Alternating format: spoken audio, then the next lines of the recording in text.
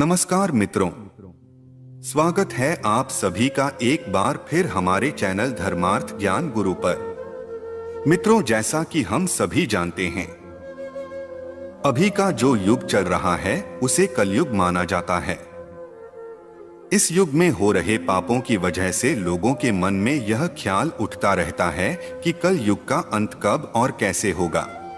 मित्रों, सनातन धर्म ग्रंथों के अनुसार 4 युग होते हैं: सतयुग, त्रेतायुग, द्वापर युग और कलयुग। हर युग का समय निर्धारित किया हुआ होता है।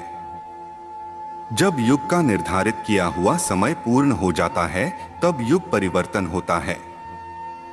युग परिवर्तन के अनुसार सब कुछ बदल जाता है। युग की आयु, इंसानों की आयु एवं उनके विकास एवं सभी जीव जंतु युग के अनुसार बदल जाते हैं।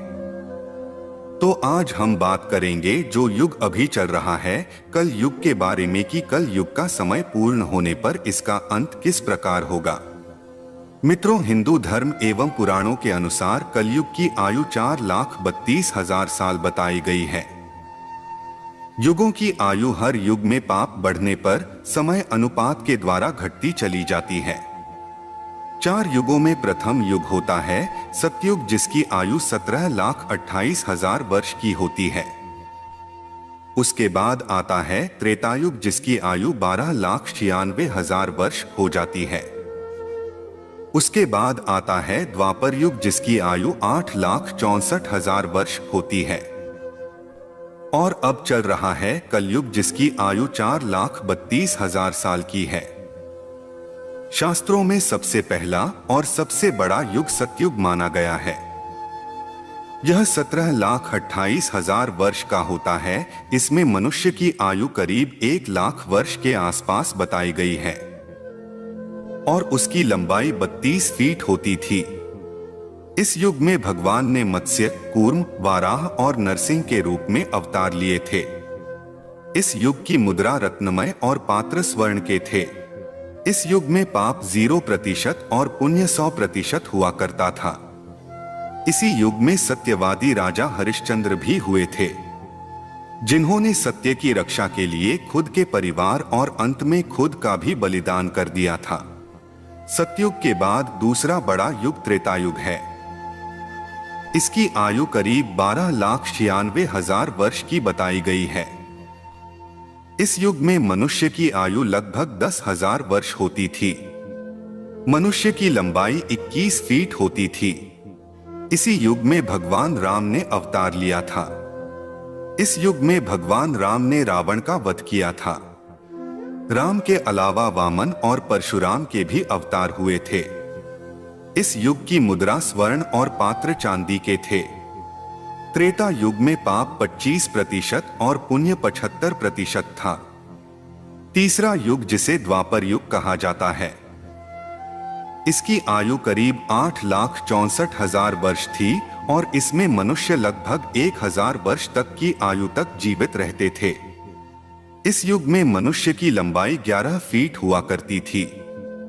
इसी युग में भगवान ने श्री कृष्ण के अवतार में कंस का संहार किया था और महाभारत काल भी इसी युग में चला था। इस युग की मुद्रा चांदी और पात्र तांबे के थे। द्वापर युग में पाप की मात्रा बढ़कर आधी हो गई थी। उस समय पाप 50% और पुण्य भी 50% हो गया था। शास्त्रों के अनुसार कलयुग को आखिरी और सबसे छोटा युग बताया गया है। इसकी कुल आयु करीब 4,32,000 वर्ष की है। मनुष्य की अधिकतम आयु 100 वर्ष के आसपास है और लंबाई 5 से 6 फीट तक है। आज के युग कल युग में पाप बहुत अधिक बढ़ चुका है। इस युग में पाप की मात्रा 75% और पुण्य 25% माना गया है। माना जाता है कि इस युग में भगवान कल्कि के रूप में एक ब्राह्मण परिवार में अवतरित होंगे। इस युग की मुद्रा लोहा और पात्र मिट्टी के बताए गए हैं। मित्रों, कलयुग का अंत एवं अंतिम चरण कैसा होगा, इसका उल्लेख पुराणों में मिलता है। तो चलिए जानते हैं कि कलयुग का अंत एवं अंतिम चरण कैसा होगा। हिंदू धर्म शास्त्र एवं श्रीमद्भागवत और भविष्य पुराणों के अनुसार जब कलयुग अपने चरम सीमा पर होगा, तब कलयुग में पाप कर्म करने वाले मनुष्यों की संख्या अधिक से अधिक बढ़ जाएगी। तब इस संसार में अधर्म का साम्राज्य तेजी से बढ़ जाएगा। हर जगह चोरी डकैती, लूटपाट, हत्या, अधर्म जैसे कार्य होंगे। कल युग यानी काला युग, कलह क्लेश का युग, जिस युग में सभी के मन में असंतोष हो, सभी मानसिक रूप से दुखी हो, वह युग कलयुग है। इस युग में धर्म का सिर्फ 1/4 अंश ही रह जाता है। कलयुग का प्रारंभ 3102 ईसा पूर्व हुआ था। श्रीमद् भागवत पुराण और भविष्य पुराण में कल युग के अंत का वर्णन मिलता है। सबसे पहले हम यह जान लेते हैं कि कल युग अभी कितना बाकी है। मित्रों, मनुष्य का एक मास पितरों का एक दिन और रात होता है। मनुष्य का एक वर्ष देवता का एक दिन और रात है। मनुष्य के 30 वर्ष देवता का एक मास होता है। मनुष्य के 360 वर्ष देवता का एक दिव्य वर्ष होता है। मनुष्य के 4,32,000 वर्ष देवताओं के 1200 दिव्य वर्ष अर्थात एक कलयुग होता है। मनुष्य के 8,64,000 वर्ष देवताओं के 2400 दिव्य वर्ष अर्थात एक द्वापर युग होता है।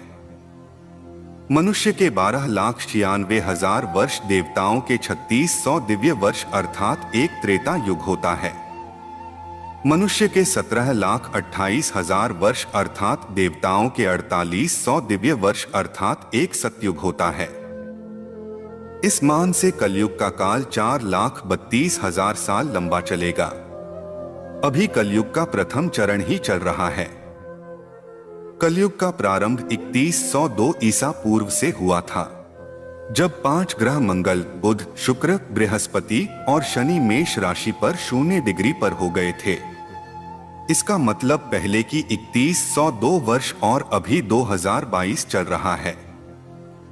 दोनों को जोड़ दिया जाए तो 5124 वर्ष होगा, अर्थात कलयुग अभी 5124 वर्ष ही बीता है और 4,26,876 वर्ष अभी बाकी है।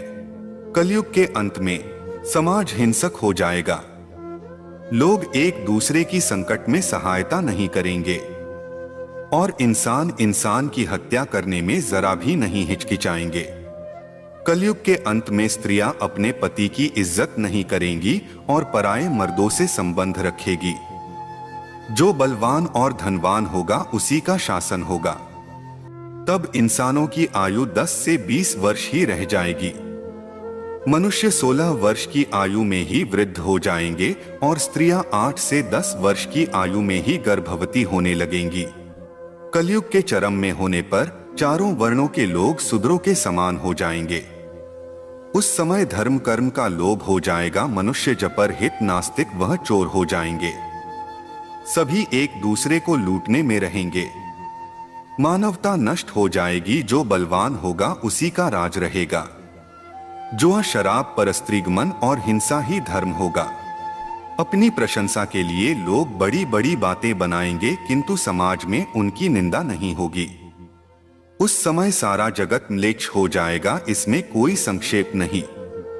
कलयुग में लोग शास्त्रों से विमुख हो जाएंगे। अनैतिक साहित्य ही लोगों की पसंद हो जाएगा। बुरी बातें ही होंगी और बुरे शब्द ही बोले जाएंगे। स्त्री और पुरुष दोनों ही अधर्मी हो जाएंगे। स्त्रियां पतिव्रता धर्म का पालन करना बंद कर देंगी और पुरुष भी ऐसा ही करेंगे। स्त्री और पुरुष से संबंधित सभी वैदिक नियम विलुप्त हो जाएंगे। जब कलयुग का अंतिम समय आएगा, उस समय मनुष्य की लंबाई 4 से 5 इंच रह जाएगी और धरती का तापमान इतना होगा कि सभी लोग गड्ढे खोदकर रहेंगे।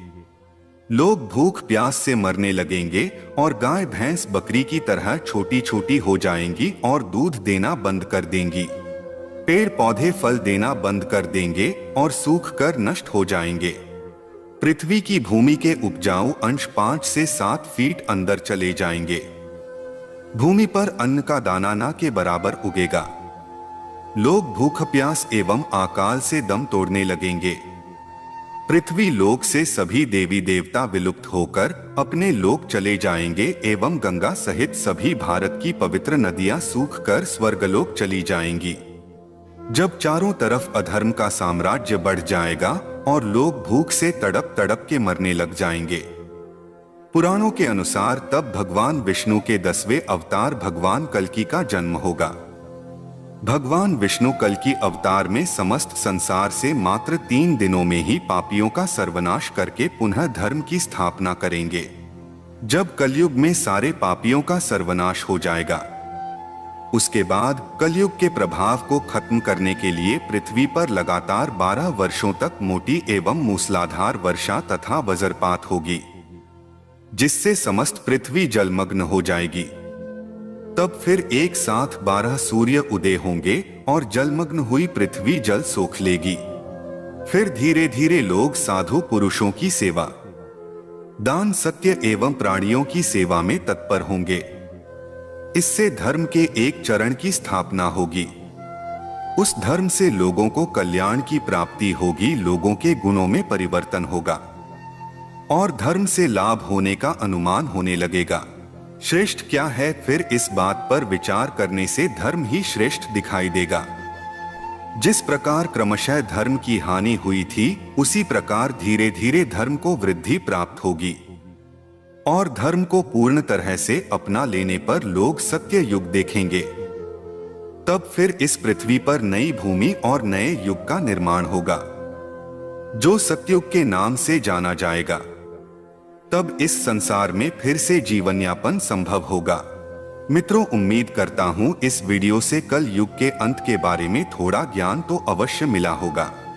मित्रों, वीडियो को लाइक अवश्य करें और ऐसी ही ज्ञानवर्धक वीडियोस देखने के लिए हमारे चैनल को सब्सक्राइब करना ना भूलें। धन्यवाद।